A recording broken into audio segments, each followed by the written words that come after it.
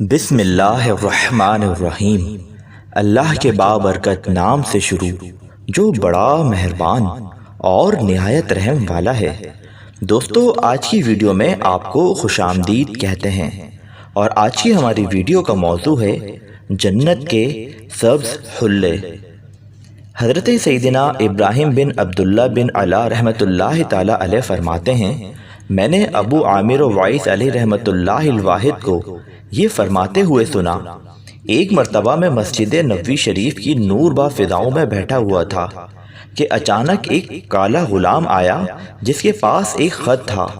اس نے وہ خط مجھے دیا اور پڑھنے کو کہا۔ میں نے خط کھولا تو اس میں یہ مضمون لکھا تھا، بسم اللہ الرحمن الرحیم۔ اے ابو عامر رحمۃ اللہ تعالی علیہ، اللہ عز و جل نے آپ رحمۃ اللہ تعالی علیہ کو امور آخرت میں غور و خوض کرنے کی سعادت عطا فرمائی۔ آپ رحمۃ اللہ تعالی علیہ کو لوگوں سے عبرت حاصل کرنے کی توفیق بخشی اور خلوت نشینی کی عظیم دولت سے سرفراز فرمایا۔ اے ابو عامر، بے شک میں بھی آپ رحمۃ اللہ تعالی علیہ کے ان بھائیوں میں سے ہوں جو سفر آخرت کے مسافر ہیں۔ مجھے خبر ملی ہے کہ آپ رحمۃ اللہ تعالی علیہ مدینہ منورہ میں آئے ہوئے ہیں۔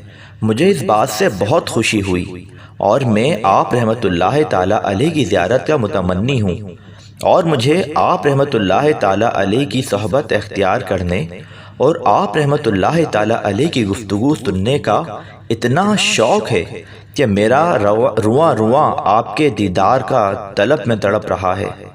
آپ رحمۃ اللہ تعالی علیہ کو اس کریم ذات کا واسطہ جس نے آپ رحمۃ اللہ تعالی علیہ کو محبت کے جام پلائے، مجھے اپنی قدم بوسی اور زیارت سے محروم نہ کیجیے گا۔ برائے کرم میرے غریب خانے پر تشریف لائیے اور مردہ دلوں کو بخشیے۔ والسلام۔ حضرت سیدنا ابو عامر رحمۃ اللہ تعالی علیہ فرماتے ہیں، میں اسی وقت اس خط لانے والے غلام کے ساتھ اس کے آقا کے گھر کی طرف چل دیا۔ ہم چلتے ہوئے ایک ویران جگہ پر پہنچے۔ وہاں ایک خستہ حال ٹوٹا پھوٹا گھر تھا۔ غلام نے مجھے دروازے کے پاس کھڑا کیا اور کہا، آپ رحمۃ اللہ تعالی علیہ تھوڑی دیر یہاں انتظار فرمائیں، میں آپ کے لیے اجازت طلب کرتا ہوں۔ چنانچہ میں وہاں انتظار کرنے لگا۔ کچھ دیر کے بعد غلام نے آ کر کہا، حضور اندر تشریف لے آئیں۔ جب میں کمرے میں داخل ہوا تو دیکھا کہ کمرہ نہایت بوسیدہ اور خالی ہے۔ اس کا دروازہ کھجور کے تنے سے بنا ہوا ہے، اور ایک نہایت کمزور و نحیف شخص قبلہ رو بیٹھا ہوا ہے۔ چہرے پر خوف و کرب کے آثار نمایاں ہیں، اور اسے دیکھ کر مجھے احساس ہوا کہ یہ شدید غم و پریشانی میں ہے۔ کثرت بکا یعنی بہت زیادہ رونے کی وجہ سے اس کی آنکھیں بھی ضائع ہو چکی تھیں۔ میں نے اسے سلام کیا، اس نے سلام کا جواب دیا۔ جب میں نے غور سے دیکھا تو معلوم ہوا کہ وہ اندھا اور اپاہج بھی ہے، اور نہایت غم و علم کے میں مبتلا ہے، اور اسے جذام کی بیماری بھی لاحق ہے۔ پھر اس نے مجھ سے کہا، اے ابو عامر رحمۃ اللہ تعالی علیہ، اللہ عز و جل آپ رحمۃ اللہ تعالی علیہ کے دل کو گناہوں کی بیماری سے حفاظت میں رکھے۔ میں ہمیشہ اس بات کا خواہش مند رہا ہوں کہ آپ رحمۃ اللہ تعالی علیہ کی صحبت اختیار کروں اور آپ رحمۃ اللہ تعالی علیہ سے نصیحت آموز گفتگو سنوں۔ اے ابو عامر رحمۃ اللہ تعالی علیہ، مجھے ایک ایسا زخم دل لاحق ہے کہ تمام واعظین و ناصحین بھی اس کا علاج نہ کر سکے، اور اتباع اس کے علاج سے عاجز آ چکے ہیں۔ مجھے یہ خبر ملی ہے کہ آپ رحمۃ اللہ تعالی علیہ کے تجویز کردہ دوا اور مرہم زخموں کے لیے بے حد سود مند ہیں۔ برائے کرم میرے زخمی دل کا علاج فرمائیں۔ اگرچہ دوا کتنی ہی تلخ و ناگوار کیوں نہ ہو، میں شفا کی امید لگائے دوا کی تلخی و ناگواری برداشت کر لوں گا۔ حضرت سیدنا ابو عامر رحمۃ اللہ تعالی علیہ فرماتے ہیں، اس بزرگ کی یہ بات سن کر مجھ پر رعب و دبدبہ طاری ہو گیا۔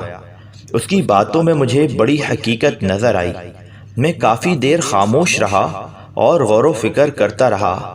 پھر میں نے اس بزرگ سے کہا اگر تم اپنی بیماری کا علاج چاہتے ہو تو اپنی نظر کو عالم ملکوت کی طرف پھیرو، اپنے کانوں کو اسی عالم کی طرف مشغول کر لو اور اپنے ایمان کی حقیقت کو جنت ماوہ کی طرف منتقل کر لو۔ اگر ایسا کرو گے تو رب کائنات عز و جل نے اپنے مقرب بندوں کے لیے جو نعمتیں اور آسائشیں اس میں رکھی ہیں وہ تم پر منکشف ہو جائیں گی۔ اس طرح پھر اپنی تمام توجہ جہنم کی طرف کرو اور اس میں غور و فکر کرو اور حقیقی نظر سے اس کو دیکھو تو تمہیں وہ تمام عذاب و مصائب نظر آ جائیں گے جو اللہ جل جلالہ کے دشمنوں اور نافرمانوں کے لیے تیار کیے گئے ہیں۔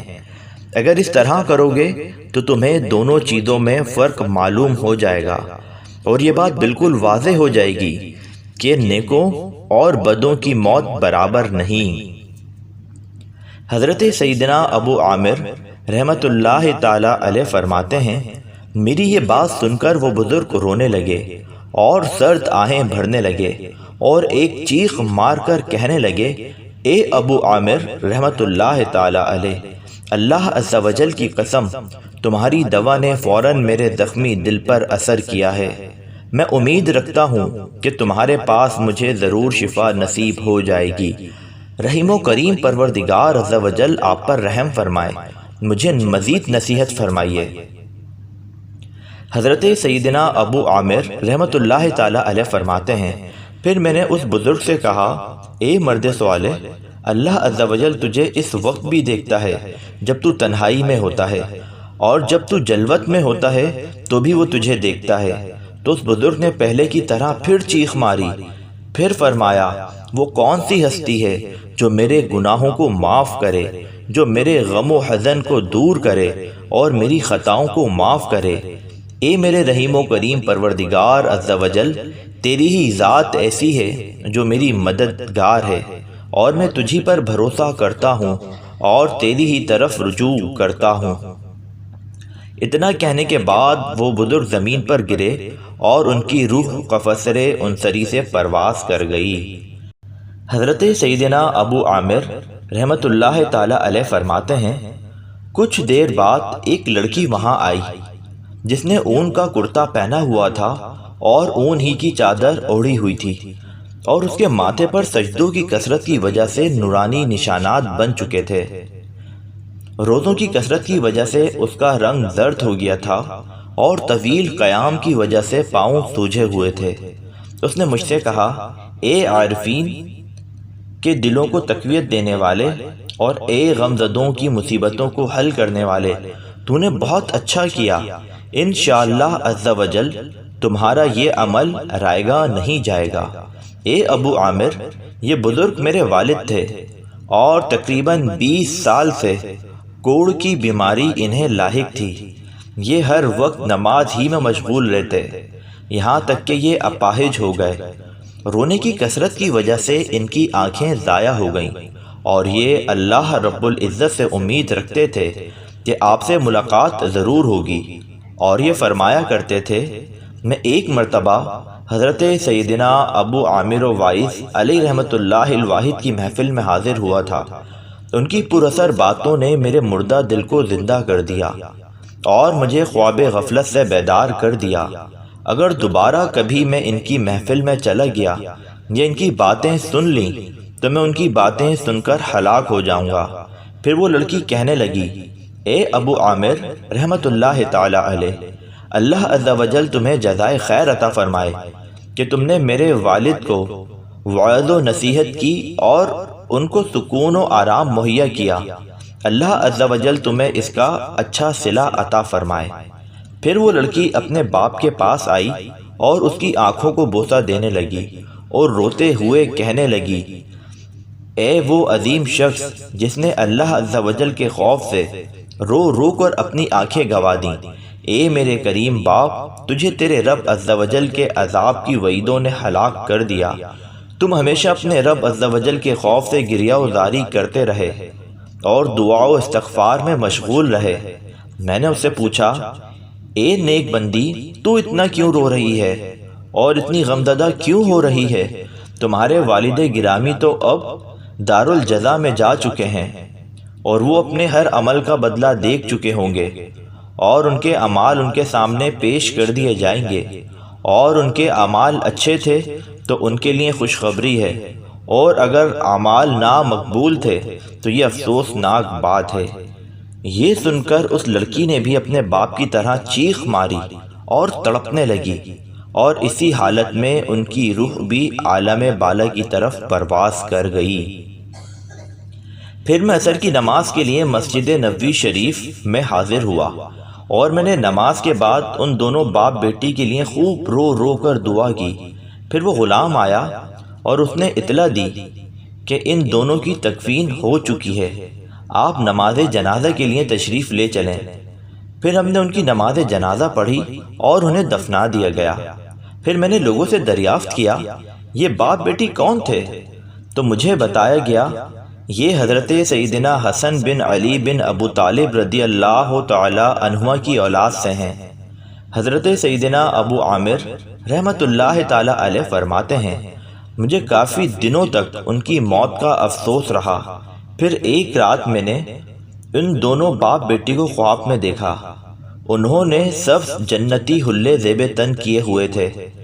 میں نے ان کو دیکھ کر کہا مرحبا، تمہیں مبارک ہو، میں تو تمہاری وجہ سے بہت غمگین تھا، تمہارے ساتھ اللہ عز و جل نے کیا معاملہ فرمایا؟ اس بزرگ نے فرمایا ہمیں بخش دیا گیا اور ہمیں نعمتیں ملیں، ان میں تم بھی ہمارے ساتھ شریک ہو۔ اللہ عز و جل کی ان پر رحمت ہو اور ان کے صدقے ہماری مغفرت ہو، آمین بجاہ النبی الامین صلی اللہ تعالی علیہ وآلہ وسلم۔